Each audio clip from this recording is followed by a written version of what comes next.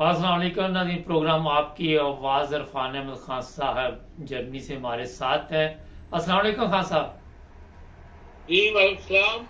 खान साहब, ये बताइए, कोई इलेक्शन नज़र आ रहे हैं होते या नहीं? नहीं, इलेक्शन तो बहरहाल हो ही जाएंगे किसी न किसी स्टेज के ऊपर। सवाल यह है कि आया सुप्रीम कोर्ट के किसी हुक्म के तहत 90 दिन तो गुजर गए, उससे पहले मतलब वक्त से पहले हो जाते हैं, उस प्लान से पहले हो जाते हैं जो इलेक्शन कमीशन ने बनाया हुआ है।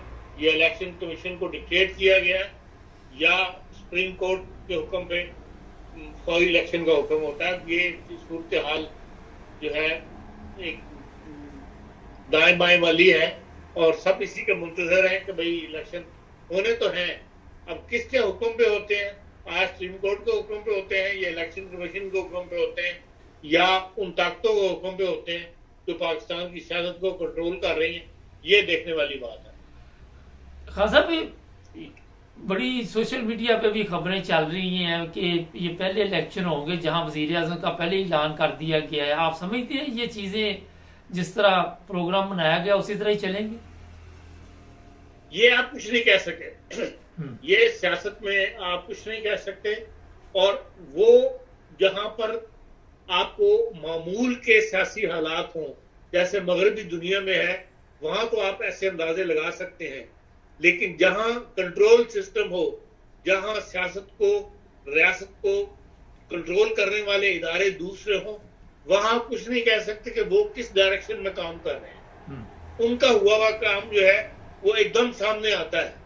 2018 के इलेक्शन के अंदर यही सूरत हाल सामने आई थी और एकदम लोगों को पता लगा, हाँ यह तो पूरा प्लान वो था जिसकी वजह से मुख्तलिफ सीटों पर मुख्तलिफ लोगों को हरा के मुस्लिम लीग नून के और तहरीक इंसाफ के लोगों को जिता के तो एक रिजल्ट जो है वो सामने लाया गया।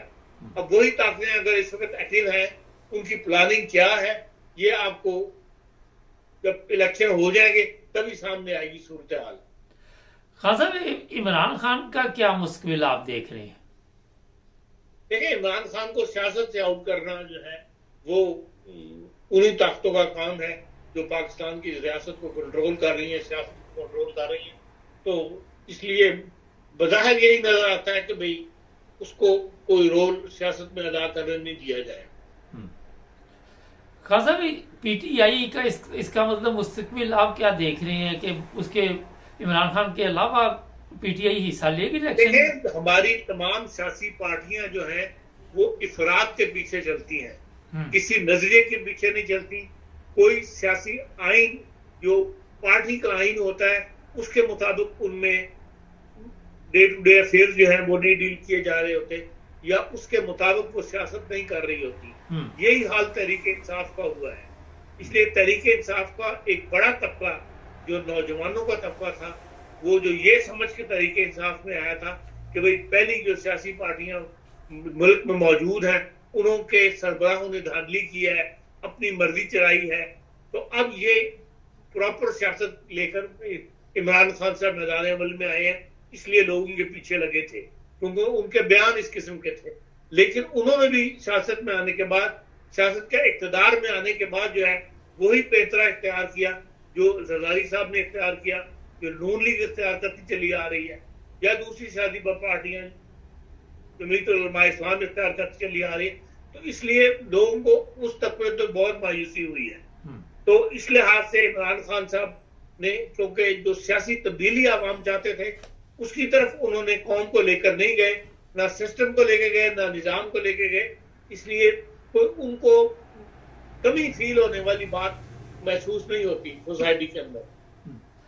खान साहब, एक बड़ा अहम सवाल है कि फौजी अदालतों का जो कुछ भी आपने सुना कि सुप्रीम कोर्ट ने कहा कि ये गैर कानूनी है, मगर अभी तक लोग जो थे वो तो वहीं पे ही हैं, उन्हें कोई भी रिलीफ नहीं मिला कि नॉर्मल अदालतों में उनके केस चलाए जाएं। तो सुप्रीम कोर्ट के फैसलों की कोई देखें, कोई अहमियत है? नहीं नहीं ऐसे नहीं। देखें, प्रोसीजर रुक गया है। अच्छा। अदालतें अब नहीं लग रही, फौजी अदालतें जिस पर शुरू हो गई थी हम्म। फौजी अदालतें बैठ रही, वो बंद हो गई नहीं है। सिर्फ ये है कि भाई उनके केस जो है वो सिविल कोर्ट में अभी मूव नहीं किए हम्म। या फौजी अदालतें खत्म करने का ऐलान नहीं हुआ। लेकिन सिस्टम सुप्रीम कोर्ट के फैसले के बाद स्टॉप हो गया। अब हुकूमत आया अपील करती है, अपील में जाती है। बज़ाहिर यही नजर आता है जैसे कि वज़ीर आज़म साहब ने कहा था, निगरान वज़ीर आज़म साहब ने कि हम अपील करेंगे, अभी की नहीं उन्होंने, तो मुमकिन है तैयारी कर रहे हो, लेकिन अपील में भी उनको शिकस्त होगी। अब बड़ा यही होगा ना, अपील के अंदर एक बड़ा बेंच बनेगा, इससे बड़ा बेंच बना लेंगे तो उसके अंदर भी उनको खिफत उठानी पड़ेगी। फौजी अदालतें कायम करने का, ये फौजी अदालतें इस वक्त रन करने का जो है वो माहौल नहीं है मुल्क के अंदर। ना फिजा ऐसी है, ना आवाम साथ देंगे, ना कानूनदान साथ दे रहे हैं। तो इसलिए मैं नहीं समझता कि ये इसके खिलाफ अपील करके तो कुछ हासिल कर लेंगे और इनको मुकदमे बिल आखिर सिविल कोर्ट में चलाने पड़ेंगे। हाँ, ये हो सकता है कि अंदरूनी खाना गुफ्तगू चल रही हो हुकूमत के साथ कि जी आप इनके लिए खुसूसी अदालतें बनाएं, आप जो फौजदारी अदालतें हैं उनके अंदर मुकदमात न चलें या फौजदारी कानून को जो डील करती हैं, बल्कि इनके लिए खुसूसी अदालतें जो है बना दी जाए। मुमकिन है कि इस किस्म की गुफ्तगू अंदर हुकूमत और फौज के दरमियान चल रही हो। खान साहब, एक चीज बताइए कि कोई भी इदारा हमारा है, वहां पे चाहे वो वापटा है, चाहे वो नैब है, चाहे वो नादरा है, चाहे वो कोई भी है, क्या सिविल लोग इस काबिल नहीं है कि वो उस इदारों में जाके कोई जिम्मेदारी अदा कर सके? हर जगह पे या तो रिटायर फौजी जवान जाता है या हाजिर ड्यूटी जाता है, तो जो सिविल लोग हैं वो किधर जाए फिर मुलाजमत के लिए? देखें, बात यह है कि हम इन इदारों को जो है वो प्रोफेशनल्स के साथ चलाना नहीं चाहते, बल्कि ब्यूरोक्रेसी के साथ चलाना चाहते हैं। हुकूमत जो है वो अपना धांधली या अपना हाथ अपर रखना चाहती है। जो प्रोफेशनल लोग होते हैं वो बिकते नहीं है, वो हर फैसला करते वक्त अपने प्रोफेशनलिज्म को सामने रखते हैं कि लेकिन जो लोग नॉमिनेट किए जाते हैं, सियासी हुकूमतें नॉमिनेट करती हैं जिन लोगों को, ब्यूरोक्रेट्स को, वो फिर हुकूमत को खुश करने के लिए वो फैसले करते हैं बोर्ड ऑफ डायरेक्टर्स के अंदर जिससे जो हुकूमत की डिमांड होती है या जिसकी हुकूमत जरूरत समझती है, उससे इदारों को नुकसान पहुंचता है। और इसलिए कोई भी बड़ा इदारा जो है हमारा प्रॉफिट में नहीं जा रहा है या वो रिजल्ट पैदा नहीं कर रहा जिसके लिए वो बनाए गए। तो इस वजह से ये नहीं कि हमारे पास काबिल बंदे नहीं है, लेकिन यह है कि हुकूमत काबिल बंदों को अपॉइंट नहीं करती। इनके अंदर ज्यादातर जो भाई प्रोफेशन के लोग हैं वो बाहर मुल्कों में चले जाते हैं। आपको पता है दुनिया के अंदर डिमांड तो हर जगह है कि भाई जहां काबिल आदमी जो भी होगा वहां फिर इन सतहों के ऊपर लोग नहीं देखते कि भाई ये बंदा किस मुल्क का है या किस मजहब का है, वहां तो उसके प्रोफेशनलिज्म को देखा जाता है। आपके सामने जर्मनी की मिसाल है कि वो डॉइचे बैंक इतना बड़े बैंक का इंजॉय था जो बेचारा फौत हो गया पीछे, उसको अगर उन्होंने इंडियन था लेकिन उसको डॉइचे बैंक के साथ बड़ा बना दिया था। तो इस लिहाज से दुनिया के काम करने के तरीक और हैं, हमारे काम करने के तरीक और हैं। इसलिए हमारे यहाँ प्रोफेशनलिज्म को नहीं प्रमोट किया जाता बल्कि जाती ख्वाहिश को, हुकूमत की ख्वाहिश को प्रमोट किया जाता। खान साहब, ये जो दुनिया के काम हम देखते हैं तो उसके बावजूद क्या वजह कि दुनिया के कामों पे नजर भी हमारी, हम सीखते क्यों नहीं? हम मुल्क को आगे, जिसे कहते हैं ना, मुल्क की सोच जो होती है, जो अब आपके सामने भारत में आई है कि भारत ने पिछले 10 साल में अंदर 12 साल में बहुत ज्यादा तरक्की की है और दुनिया में हर तरफ भारत भारत हो रही है। हमारे सियासी लीडरों ने ये नहीं सोचा, उन्होंने अपने ही सोचा है और अपनी पार्टी का सोचा है, अपने आप को प्रमोट करने के लिए अपना मेयार जिंदगी बढ़ाने की तरफ ज्यादा तवज्जो की है, मुल्क की तरफ तवज्जो नहीं दी, तो उसकी वजह से नुकसान उठाना पड़ रहा है। इस वक्त जो हम देख रहे हैं दुनिया का मुकाबला करें पाकिस्तान से, और जो वक्त गुजर गया 70-75 साल आजाद हुए और जहां हम खड़े हुए हैं, हमारी तमाम इस वक्त की सियासी क्यादत जो है उससे जान छुड़ानी चाहिए। एक नई सियासी क्यादत जो है वो सामने आनी चाहिए और उनके हवाले मुल्क हो तो वो फिर मुल्क को आगे ले जाएंगे। इनको आप बार बार आजमा के देख लें, 3 दफा आजमा के देख लिया, हम मुल्क जो है वो पीछे की तरफ ही गया है। इनसे ये तवक्को करना कि ये मुल्क को आगे लेके जाएंगे, ये बिल्कुल अबस है। हाँ सर, ये बड़ी एक जबरदस्त बात आपने कही, नई क़यादत आनी चाहिए। एक इसमें सवाल है कि 24 करोड़ में से सिर्फ यही लोग हमारे नजर आते हैं और कोई बंदा ही नहीं नजर आता, वो किसी को आने नहीं देते आगे, तो किस तरह से नहीं, उसकी वजह यह है कि सिस्टम ऐसा बना दिया गया है कि जब तक वो करोड़ 2 करोड़ का खर्च ना करे वो मेंबर असेंबली मुंतखब नहीं हो सका। जर्मनी वाला सिस्टम आप ला लें कि पार्टी को वोट पड़े और पार्टी जो है नॉमिनेट करे। इसी तरह हर प्रोफेशन से बंदा लेना जरूरी हो।